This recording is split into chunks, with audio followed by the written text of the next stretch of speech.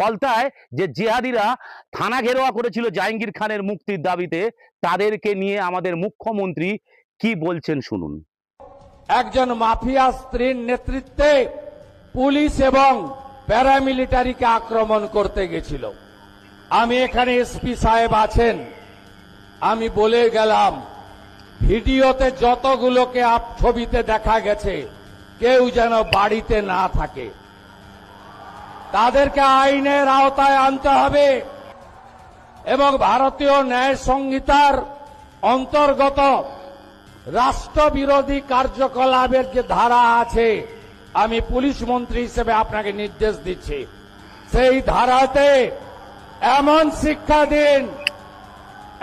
শিক্ষা দিন যাতে কোনোদিন কোন পুলিশ সরকারি কর্মচারী প্যারামিলিটারি যারা এসেছেন আমাদের সাহায্য করতে, তাদেরকে কেউ আক্রমণ করার সাহস না রাখে। শুনেছেন, মুখ্যমন্ত্রী সাফ সাফ পরিষ্কার ভাবে জানিয়ে দিয়েছে যে জিহাদি টিম জাহাঙ্গীর খানকে নিয়ে থানায় আন্দোলন করেছিল জাহির খানের মুক্তির দাবিতে ফলতা থানায়, তাদেরকে দেশদ্রোহী আইনের আওতায় এনে শাস্তির ব্যবস্থা করা হবে। এদের জন্য এটাই দরকার ছিল।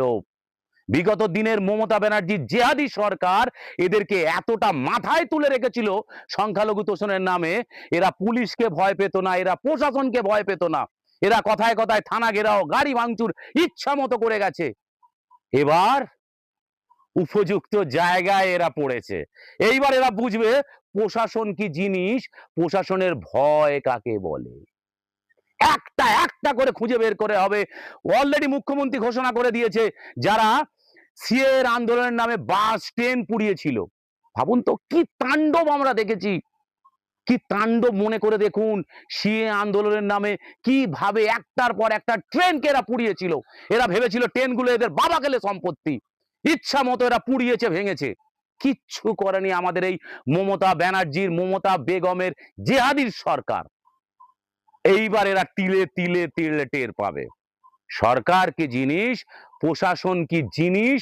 এইবার এদের ধরে ধরে সুদে আসলে তোলাবে। কি এবার খুশি তো? এবার খুশি? আমাদের মাননীয় মুখ্যমন্ত্রীকে এবার নিয়ে খুশি তো?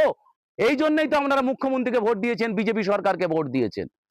এরা সংখ্যালঘু তোষণের নামে বিগত সরকার যেভাবে জিহাদি তাণ্ডব করেছে পশ্চিমবঙ্গে, এরা কাউকে ভয় পায়নি। পশ্চিমবঙ্গে এদের মানে সে মোগল সাম্রাজ্য স্থাপন করে ফেলেছিল এই সমস্ত জিহাদি, একটার পর একটা নেতা থেকে শুরু করে তাদের চেলা চামুন্ডে গুলো পশ্চিমবঙ্গে রেখে পাকিস্তান বানিয়ে ফেলেছিল এরা। কোনো আইন নেই, কোনো প্রশাসনকে এরা তোয়াক্কাই করতো না। আজকে দেখেছেন সব আইনের আওতায় আসবে, ভয়ে সব জুজু হয়ে গেছে। কোথায় গেল পাক সার্কাস, কোথায় গেল রাজাবাজার, কোথায় গেল মেটিয়া বরুজ, কোথায় গেল খিদিরপুর, সব একদম ভিজে বেড়াল হয়ে গেছে। আর এই ভিজে বেড়ালের জন্যই আমাদের শুভেন্দু অধিকারের মতো মুখ্যমন্ত্রী দরকার ছিল, তাই না? ঠিক বলছি তো?